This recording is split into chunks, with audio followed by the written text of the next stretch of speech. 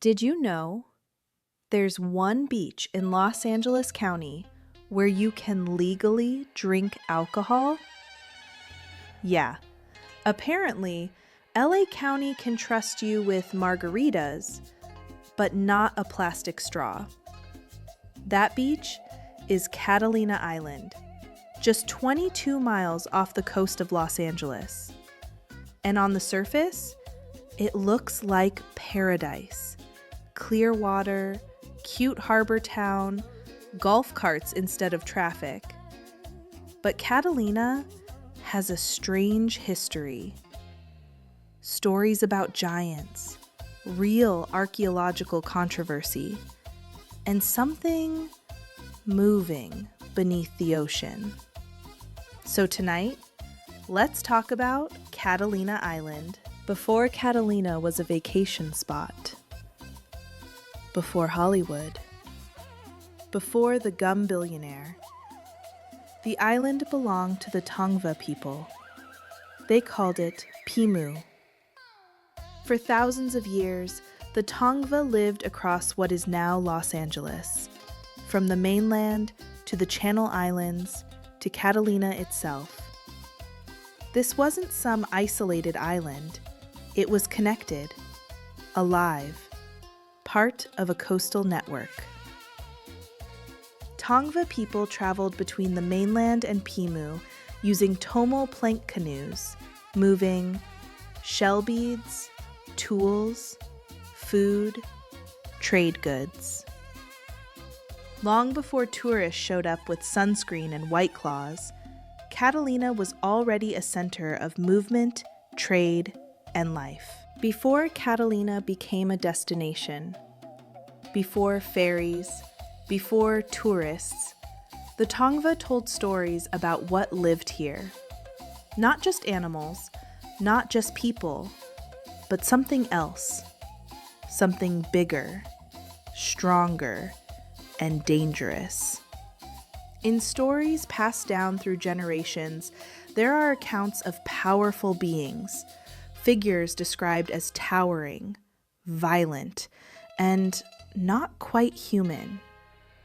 Some of these beings are remembered as cannibalistic enemies, predators, things that hunted people. And in certain tellings, they weren't just feared, they were fought. There are stories of groups coming together, of strategy, of survival, of driving these beings out or destroying them. Not easily, not cleanly, but decisively. And once they were gone, the land was safe again.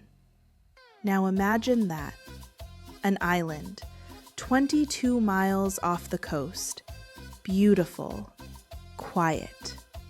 But once, according to these stories, a place where something else lived, something that had to be removed.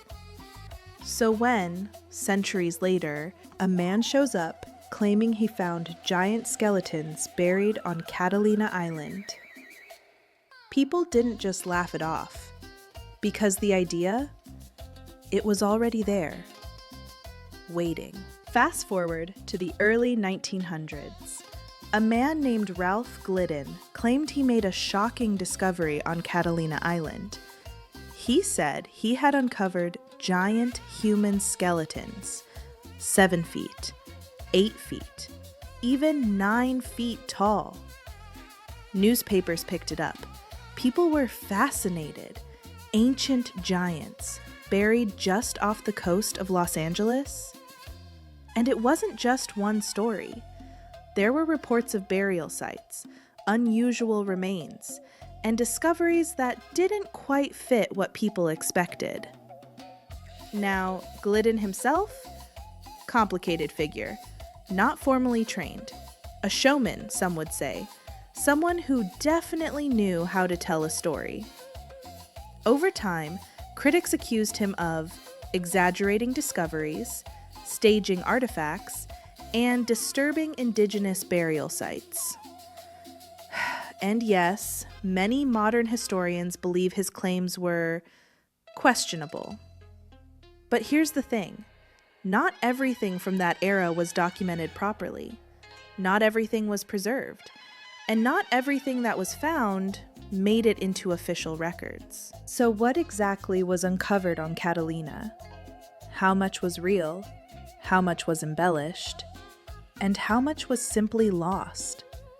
Because once a story like that gets out, you can't put it back in the ground. And to this day, Catalina Island is still tied to whispers of something buried there. Something bigger than expected.